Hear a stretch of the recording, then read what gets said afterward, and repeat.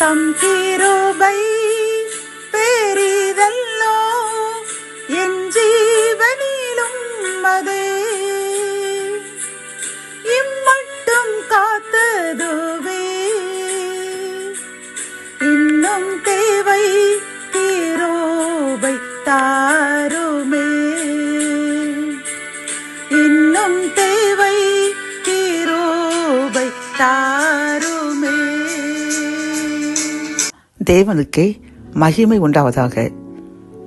20/1/2026 இன்று நாம் அறியவிருக்கும் கிருபையின் வார்த்தைகள். சங்கீதம் 46:1. தேவன் நமக்கு அடைக்கலமும் பலனும் ஆபத்து காலத்தில் அனுகூலமான துணையுமானவர். கத்தோலிக்க வேதாகமம் இவ்வாறு கூறுகின்றது: கடவுள் நமக்கு அடைக்கலமும் ஆற்றலுமாய் உள்ளார். இடுக்கணுற்ற வேளைகளில் நமக்கு உற்ற துணையும் அவரே என்கின்றது. இந்த செய்தி கேட்டுக்கொண்டிருக்கின்ற என் அன்பு சகோதரனே சகோதரியே, கர்த்தர் இன்று நம்மை பார்த்து கூறுகின்றார். கர்த்தர் தான் நமக்கு அடைக்கலமும் பலனுமாயிருக்கின்றாராம்.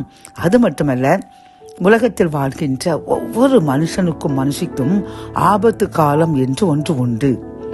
நாம் வேதாகத்தில் பார்க்கும் பொழுது தாவீது பயங்கர ஆபத்துகளில் சிக்கி இருந்த பொழுதும் கர்த்தர் அவனை பாதுகாத்தார்.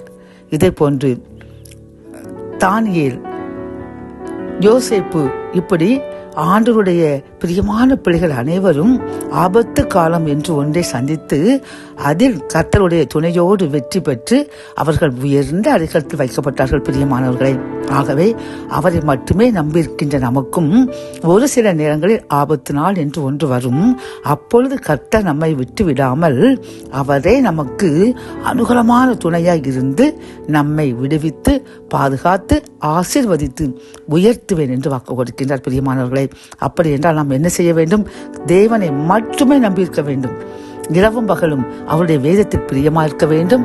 அவருக்கு பிரியமான வாழ்க்கை வாழ வேண்டும். பிரியமான பேச்சுகள் பேச வேண்டும். பிரியமான காரியங்களை செய்து எப்பொழுதும் அவருடைய பலத்த கைக்குள் அடங்கி இருந்து அவருக்கு கீழ்ப்படிந்து வாழ்ந்தோம் என்றால் கர்த்தர் நமக்கு அடைக்கலனும் பலனுமாய் இருந்து ஆபத்து நாட்களில் துணையாய் இருந்து எல்லா தீங்குக்கும் நம்மையும் நம் சந்ததிகளையும் விலக்கி பாதுகாப்பார்.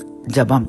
என் அன்பு தகப்பனே, இந்த கிருபையின் வார்த்தைகள் மூலமாக நாங்கள் உண்மை மட்டுமே நம்பியிருக்கும் பொழுது நீர் எங்களுக்கு அடைக்கலமும் பலனும் ஆபத்து காலங்களில் எங்களுக்கு அனுகூலமான துணையுமாய் இருந்து எங்களை காத்து எங்களை விடுவித்து எங்களை தப்புவித்து உயர்த்தி கனப்படுத்துவேன் என்று கூறின இந்த கிருபையின் வார்த்தைக்காக நன்றியப்பா.